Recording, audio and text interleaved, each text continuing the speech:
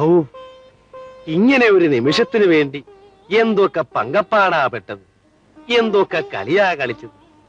എങ്കിൽ തന്നെ എന്താ, ഒടുവിൽ നേടിയെടുത്തല്ലോ.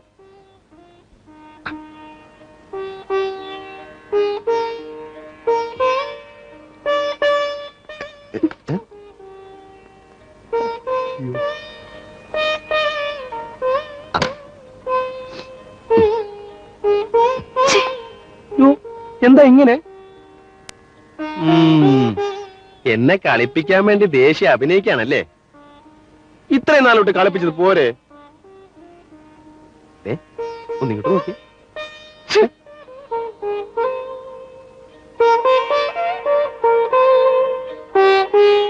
എന്താ രോഹിണി ഇത്? ഒന്നിങ്ങോട്ട് നോക്കിയേ. നോക്കാൻ പറഞ്ഞ ഇങ്ങനെയാണോ നോക്കുന്നേ? എടുത്തു കയറ്റി മുഖം വീർപ്പിച്ച്. ഫസ്റ്റ് നൈറ്റ് എന്നൊക്കെ പറയുമ്പോ ഒരു ഇതൊക്കെ വേണ്ടേ? നേരമാണെങ്കിൽ ഇതാന്ന് പറയുന്നതിന് വെളുക്കും. രോഹിണി,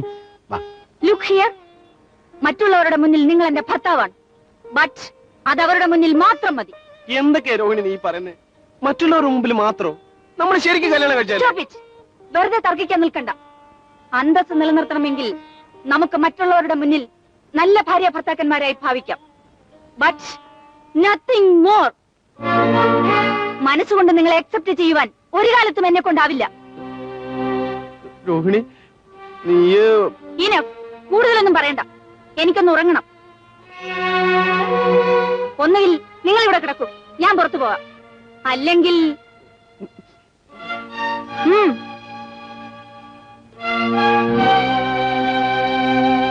പോകൂ.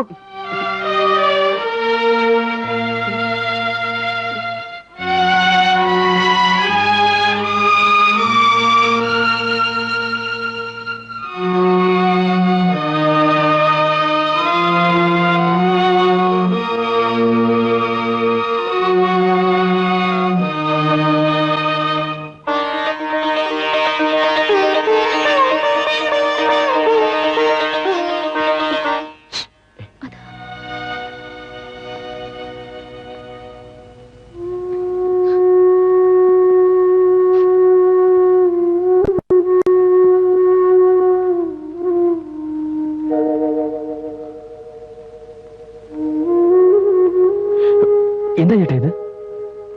രോഹിണി ചെയ്ത് കണ്ടോ? എന്നോട് ഇറങ്ങി പോവാൻ പറഞ്ഞു. അങ്ങനെ പറയാൻ പാടുണ്ടോ? ഉറുമിള രാജുവിനോട് ഇറങ്ങി പോവാൻ പറയണില്ലല്ലോ. അങ്ങോട്ടും ഇങ്ങോട്ടും സ്നേഹമായിട്ട് കല്യാണം കഴിച്ചിട്ട് ഇപ്പൊ പറയാ മനസ്സുകൊണ്ട് ആക്സെപ്റ്റ് ചെയ്യാൻ പറ്റില്ല അത്ര.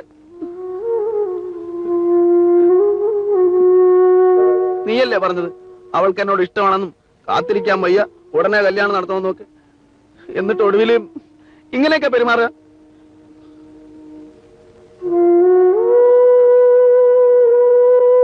നിങ്ങളെന്താ ഒന്നും മിണ്ടാത്തെ? ചേട്ടൻ ഞങ്ങളോട് ക്ഷമിക്കണം. എങ്ങനെയും ഞങ്ങളുടെ വിവാഹം നടക്കാൻ വേണ്ടി ചേച്ചി ചേട്ടനെ സ്നേഹിക്കുന്നുവെന്ന് ഞങ്ങൾ ചേട്ടനെ വിശ്വസിപ്പിക്കുകയായിരുന്നു.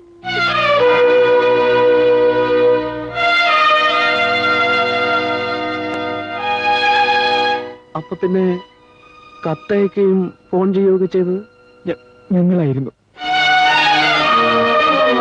സത്യമായിട്ടും രോഹിണി എന്നെ ഇഷ്ടപ്പെട്ടിരുന്നില്ല? ഇല്ല. ഇഷ്ടമായിരുന്നില്ല പിന്നെ എന്തിനാ കല്യാണത്തിന് സമ്മതിച്ച്? എല്ലാം എനിക്ക് വേണ്ടിയായിരുന്നു, ഞങ്ങളുടെ വിവാഹം നടക്കാൻ വേണ്ടി മാത്രം.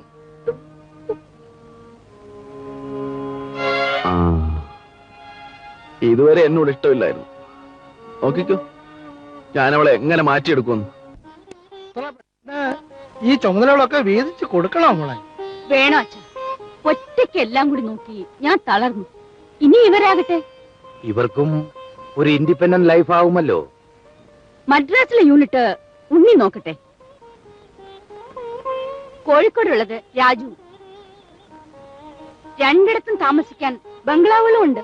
മോളുടെ ഇഷ്ടം പോലെ. ഇവിടുത്തെ കാര്യങ്ങൾ നമ്മുടെ ഹെഡ് ക്ലാർക്ക് സ്വാമി നോക്കിക്കൊള്ളു. ഞങ്ങളിനി ഒരു ഓവറോൾ സൂപ്പർവിഷൻ മാത്രം.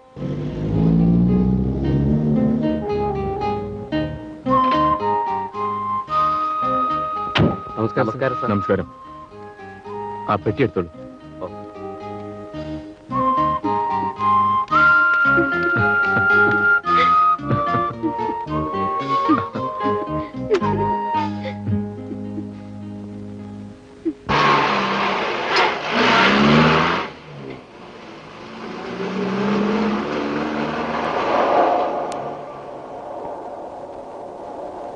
രോഹിണി, നീ എന്നെ സ്നേഹിച്ചിരുന്നില്ലെന്നും ഉർമിളയ്ക്ക് വേണ്ടി മാത്രമാണ് കല്യാണത്തിന് സമ്മതിച്ചതെന്നും ഇന്നലെ മാത്രമാണ് ഞാൻ അറിഞ്ഞത്. നേരത്തെ അറിഞ്ഞിരുന്നെങ്കിൽ അതിനെ ആലോചിച്ചിട്ട് കാര്യമില്ലല്ലോ. എങ്ങനെയായാലും ഇങ്ങനെയൊക്കെ സംഭവിച്ചു. രോഹിണിക്ക് എന്നെ ഇഷ്ടമായിരുന്നില്ലെങ്കിലും എനിക്ക് രോഹിണി ഇഷ്ടമായിപ്പോയി. എനിക്കിപ്പോഴും നിന്നെ ഇഷ്ടമാണ്, സത്യം. കഴിഞ്ഞതൊക്കെ കഴിഞ്ഞു. ഇതുവരെ എന്നോടൊരിഷ്ടം തോന്നിയിട്ടില്ലെന്നല്ലേ ഉള്ളൂ. എന്ന് വെച്ച് ഇനി തോന്നിക്കൂടാന്നില്ലല്ലോ. രോഹിണിക്കല്ല, ആർക്കും എന്നെ ഇഷ്ടാവും. ഞാനൊരു പാവമല്ലേ രോഹിണി?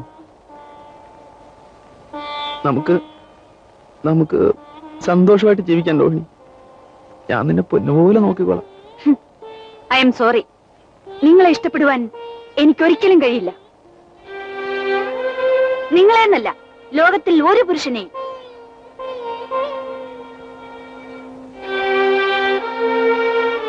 അതൊക്കെ രോഹിണിയുടെ തോന്നല. പെണ്ണായി പിറന്നാൽ ആണിനെ ഇഷ്ടപ്പെട്ടേ പറ്റൂ.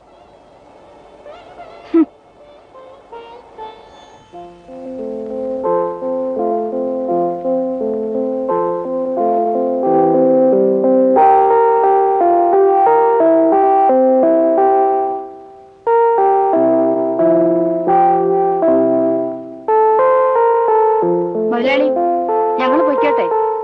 ശരി ശരി, പോയി സാവകാശമായിട്ട് ഉത്സവമൊക്കെ കണ്ട് റെസ്റ്റ് എടുത്ത് ക്ഷീണമൊക്കെ മാറി നാളെ വന്നാൽ മതി. ശരി.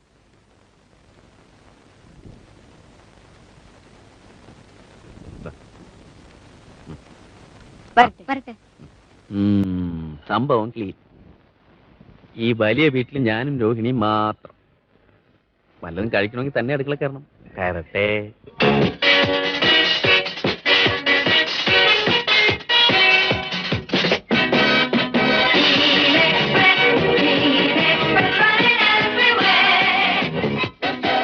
സരോജിനി,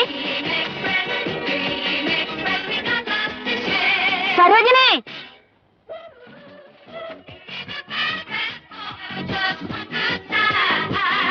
സരോജിനി, സരോജിനി.